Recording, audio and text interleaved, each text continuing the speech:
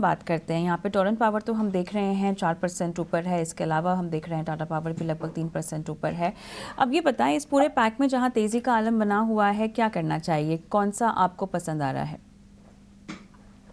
हाँ, yes, power stocks के देख तो मुझे टाटा पावर भी अच्छा लगता है। मुझे लगता है इस स्टॉक को नजर रखना चाहिए। करेक्शन आया था स्टॉक में और एवरेज से बाउंस बैक कर रहा है, तो यहाँ पे खरीदारी कर सकते हैं। जो रिसेंट हाई लगाए थे 420 के आसपास के, वो वापस से देखने को मिल सकते हैं।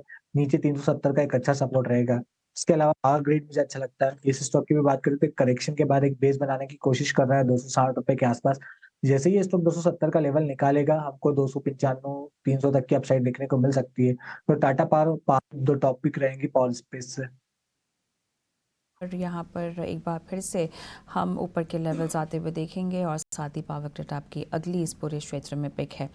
संतोष, फिनोलेक्स इंडस्ट्रीज और अवंती फीड्स में जो फिलहाल तेज़ी दिखाई दे रही है, ये और कितने भागने की संभावना है आपके मुताबिक?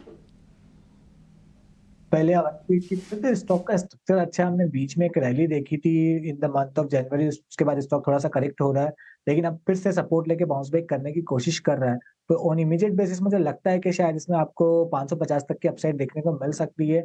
इमीडिएट एक हर्डल जरूर है 520 का, लेकिन चांसेस है 550 तक जा सकता है। जिस दिन ये 550 निकालेगा, इस तक स्टॉक एक बड़ी तेजी के लिए तैयार रहेगा। नीचे 460 एक अच्छा सपोर्ट लेवल रहेगा। दूसरा स्टॉक आपने फिनोलेक्स इंडस्ट्री की बात, तो स्टॉक की भी बात करें तो उसका स्ट्रक्चर बहुत अच्छा है, क्योंकि वो अपने 200 दिन के मूविंग एवरेज पे एक अच्छा बेस बनाने की कोशिश कर रहा है। हालांकि अभी नियर टर्म ट्रेंड साइडवेज है। नीचे 205 एक सपोर्ट है, ऊपर 235 240 रेजिस्टेंस जोन है। लेकिन 240 जिस दिन क्रॉस करेगा, उस दिन हमको 265 280 तक की अपसाइड देखने को मिल सकती है। ठीक है, तो फिनोलेक्स इंडस्ट्रीज पे इस वक्त बुलिश व्यू आता हुआ संतोष जी की तरफ से। कुछ और अहम स्टॉक्स को अपने रडार पे ले आते हैं और बिना रेल के चर्चा अधूरी है। और इस वक्त हम देख रहे हैं राइट्स में लगभग 2.5% की तेजी नजर आ रही। टीटागढ़ रेल भी इस वक्त 1.5% से ऊपर है। रेल टेल में भी 1.5% की तेजी नजर आ रही है। जुपिटर वैगन भी लगभग 1.5% ऊपर इस वक्त नजर आ रहा है। इसके अलावा हम इससे पहले IRFC और तमाम रेलवे स्टॉक्स पर नजरिया लेते रहे हैं। अक्षय जी, एक फ्रेश व्यू दीजिए रेलवे स्टॉक्स पे।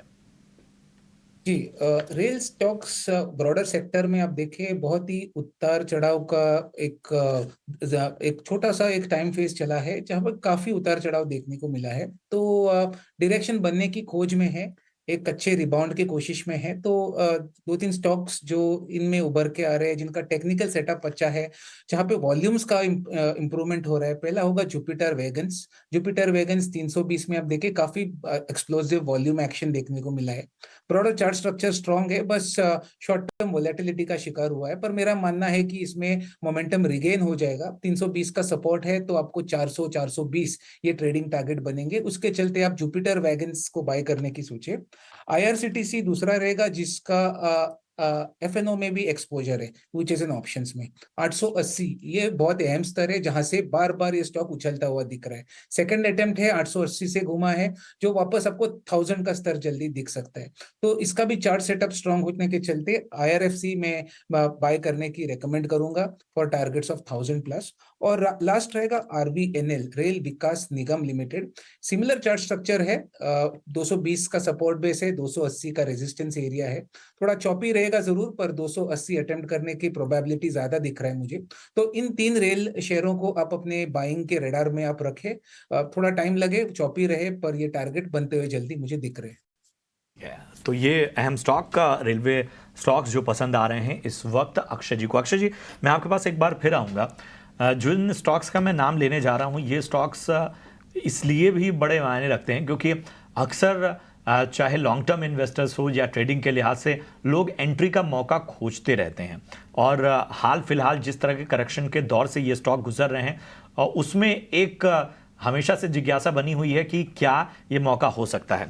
पहला तो NTPC, दूसरा REC और तीसरा PFC। अगर इसमें मैं एक और स्टॉक जोड़ देता हूं, चलिए, पावर ग्रिड भी बड़े फेवरेट स्टॉक्स रहे हैं तमाम एक्सपर्ट्स के भी, और तमाम निवेशक हैं उनके रडार पे भी ये रहते हैं। तो ज़रा बताइए, क्या इस वक्त रणनीति होनी चाहिए इन स्टॉक्स पे? पावर या पावर रिलेटेड सेक्टर काफी लाइमलाइट या बजिंग सेक्टर रहा है गए 2 महीने में। कुछ दिनों पहले से थोड़ा प्रॉफिट बुकिंग काफी देखने को मिला है इन स्टॉकों में।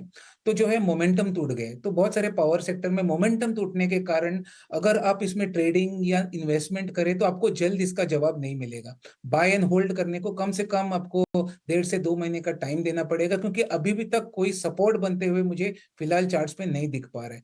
तो एनटीपीसी पहले मैं बात करूं तो 317 पे है, शायद प्लस माइनस 300 तक भी जा सकता है ये, तो उतनी डाउनसाइड के लिए आपको तैयारी करनी पड़ेगी। तो स्ट्रैटेजी बनेगी थोड़ा आप अभी खरीद ले, और बाकी का जो आपके पास जो है क्वांटिटी पैसा है, आप 300 पे और एंटर करें। मेरा मानना है कि 300 के आसपास ये स्टॉक बेस बना देगा और वहां से एक उछाल देखने को मिलेगी जो वापस 350 तक जाए। तो बाय ऑन डिप्स वाली स्ट्रेटेजी बनाए आप एनटीपीसी में, और सिमिलर स्ट्रेटेजी में रिकमेंड करूंगा पावर ग्रिड में, जिसका सिमिलर चार्ट स्ट्रक्चर है पर इसका सपोर्ट बेस करीबन नजदीक आ रहा है 265 के आसपास। तो एनटीपीसी के कंपेयर टू पावर ग्रिड में थोड़ा जल्दी आपको उछाल देखने को मिले।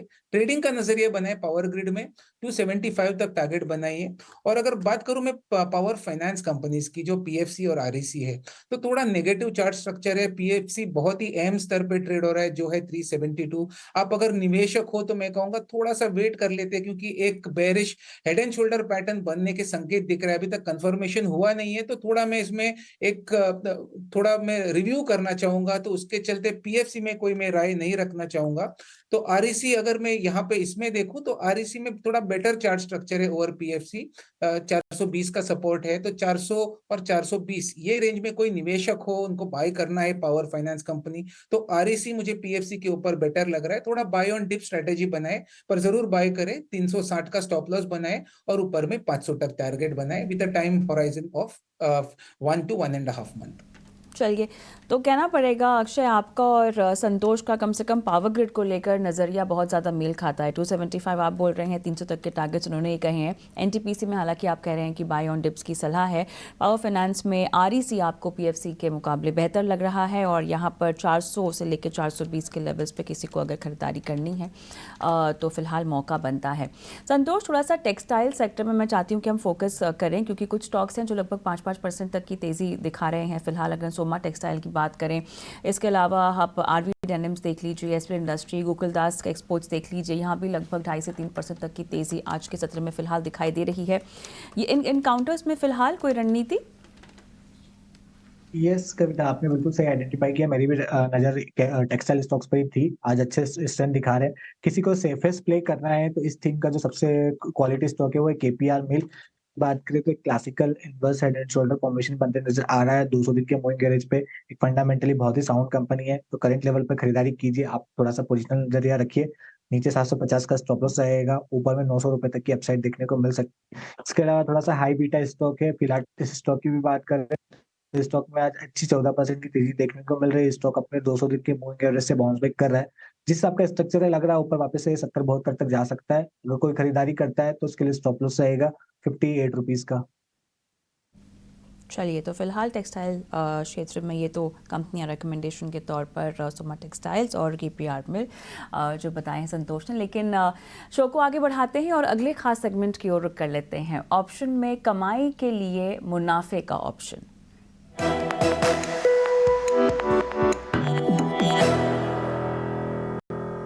तो आज मुनाफे का ऑप्शन बताने के लिए हमारे साथ एमके ग्लोबल के कपिल शाह जुड़ गए हैं। कपिल, आफ्टरनून, बताइए क्या है आपकी चॉइस आज? Good afternoon. आज के दिन में हम देख रहे हैं कि एक प्राइस की अपसाइड मोमेंटम पीडीलाइट स्टॉक में हमें काफी अच्छी देखने मिल रही है। टेक्निकली यहाँ पे हमें एक फ्लैग पैटर्न का ब्रेकआउट देखने मिला है, और डेरिवेटिव डेटा के पर्सपेक्टिव से भी हम देखते हैं तो पहले काफी शॉर्ट बिल्डअप हुआ करते थे, लेकिन अभी वो धीरे धीरे से day by day short buildup कम होते जा रहे हैं, और या फिर हम शॉर्ट कवरिंग भी इसको कह सकते हैं। तो यहाँ पे हमें 2940 का मार्च का जो कॉल ऑप्शन है वो 45 रुपीज के यहाँ पे ट्रेड कर रहा है, तो ये करंट लेवल पे खरीदी कर सकते हैं। और इसका स्टॉप लॉस 30 रुपीज का रहेगा। टारगेट इसके 75 के हमें देखने मिल सकते हैं। इसी एक्सपायरी का कॉल होगा, और मैक्सिमम लॉस पर लॉस 3750 का रहेगा, और प्रॉफिट पोटेंशियल 7500 के इसमें रहेंगे। तो यहाँ पर 2940 मार्च की कॉल 45 पे खरीदने की सलाह, टारगेट होगा 75 का और आपको स्टॉप लॉस लगाने की सलाह यहाँ पर दी जा रही है लगभग 30 के आसपास ही। कपिल, बहुत बहुत धन्यवाद आपका, आपने समय निकाला और हमें दर्शकों को मार्गदर्शन दिया। और साथ ही एक डिस्क्लोजर जो आपकी स्क्रीन पे भी फ्लैश हो रहा है, क्योंकि एफएनओ ट्रेडिंग में लगभग 10 में से 9 लोगों को नुकसान होता है, लिहाजा आप जो है सोच समझ कर खरीदारी करें और जो भी सलाह अपना रहे हैं उसके लिए आर्थिक सलाहकार से आप सलाह